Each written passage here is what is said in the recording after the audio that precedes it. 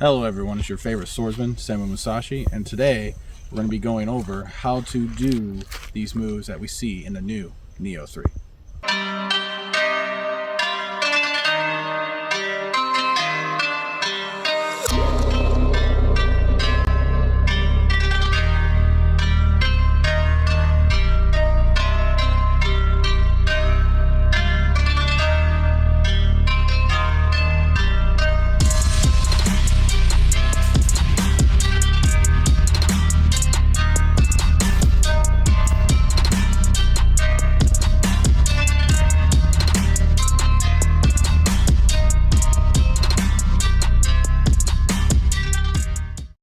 Alright, so for starters, now I do like these movements that we see here, almost.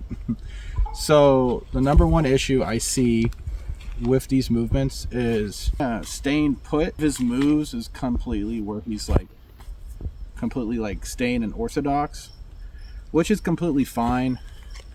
But when it comes to being able to fight properly with a sword, right, you want to be able to switch freely and kind of swing your sword more towards where your body's open. So what do I mean by that is, if I'm standing in southpaw, my right foot forward, I want to swing going more this way and also cutting into an angle. As you see in Nioh 3, he's kind of just cutting forward. It's not necessarily wrong, but it's not necessarily the safest. The only time that's okay is if the person is completely just standing still and just blocking everything, then that's okay. But if they're more trying to be aggressive on you at the same time, you want to make these angles instead of just going forward. So the first part, he starts with a middle how, right?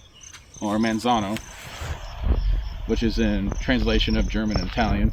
Now, there's a better move we can do with this, which is part of the master cuts, which I will be going over a master cut video of all the master cuts later, so make sure you check that out on my channel, and others like this as well.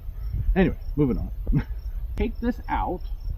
Why? Is because a lot of beginners, a lot of noobs, they'll swing this wildly when they don't know what to do, or if they're scared, and they'll end up getting hit.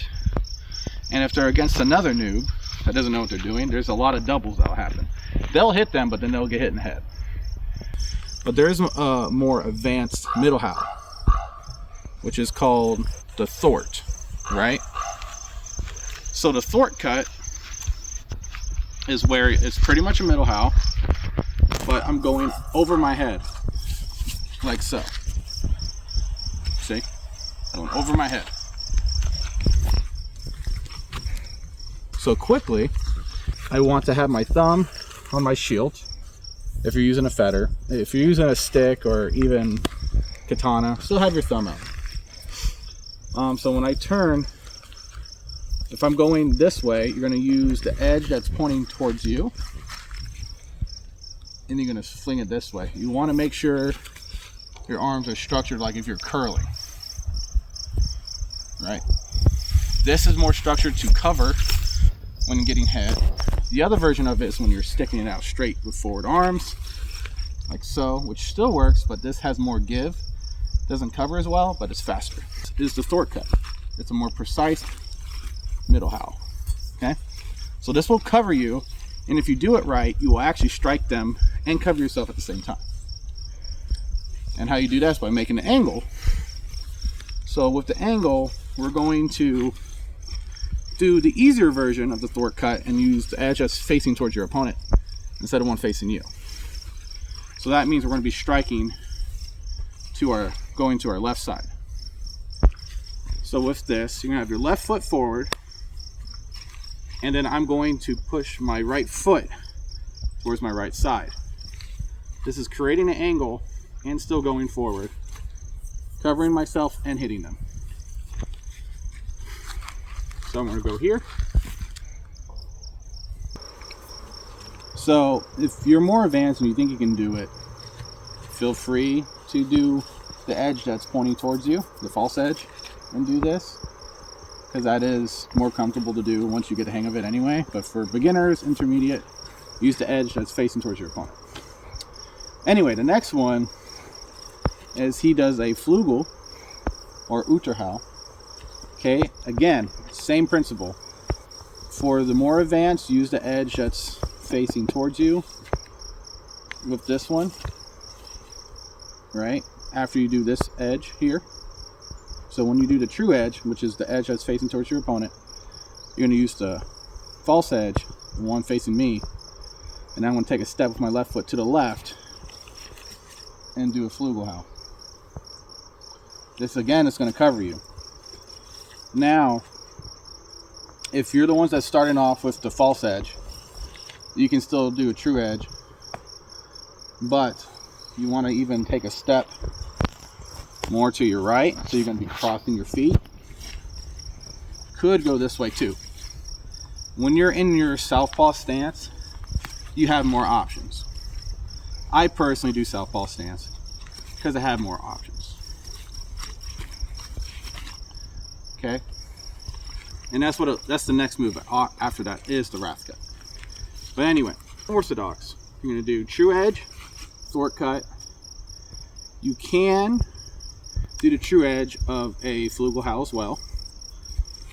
You're going to step to the left, and then after that you're going to do a hanging guard into your wrath cut. Okay, that's what it looks like. It's true edge, wrath cut. This is also easier to do when you're fatigued as well. I still do this one sometimes. Sometimes just easier. Use both sides of the blade. It would look like this. Even if I'm going to go in orthodox like they do in the video game. True edge with the thwart. Step to the left. False edge facing towards me for the flugel. And then true edge after the hanging for the wrath cut. As for more advanced. Now, if you're really advanced and you want to try it the way that's more quicker and efficient, being southpaw, at least my personal opinion, do false edge for the thwart, and one facing me. So it's going to be boom, true edge, one facing them for the flugel, and then false edge for the wrath cut after the hanging. You could mix it up, as in true edge for that flugel and then true edge at the end. You can do that too. I'll show you that now. For the more advanced. Now I'm going to do false edge, true edge, true edge. They both work. The last one he does is a one-handed stab, which is not that good. It's easy to counter and it's kind of fully committed. So you don't have much control. You can easily get countered with this one-handed thrust, so we're not going to do that. So at the end, we're going to end it with a bind. So if someone's blocking all of these, or at least block that last one, you're going to push your hands forward into ox, and then you're going to stab the basic one first.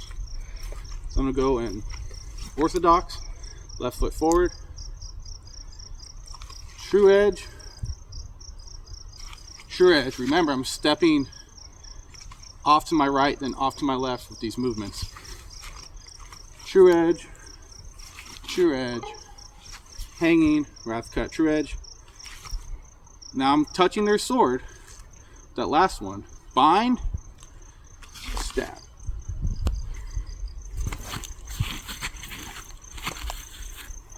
That doesn't matter. You can use your right foot to switch into a stab. You can do a simple step. That doesn't matter. This stab for all of them. So now I'm going to do this version. False edge, true edge, false edge. False edge, true edge, and do stab.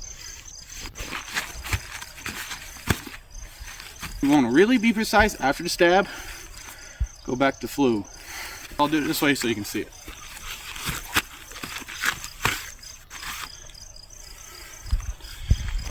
And that's the kata, how it should be to be able to defend yourself properly and fight. And I haven't seen this kata in manuscripts, so technically I'm the one who invented it. Oh yeah. So if you do this, let me know what you think. Let me know what ideas you have for it, or if you like it. If you want me to do more of these type of videos, like, comment, subscribe. You already know. Just cut through that damn like button. Anyway, I'll see you guys next time.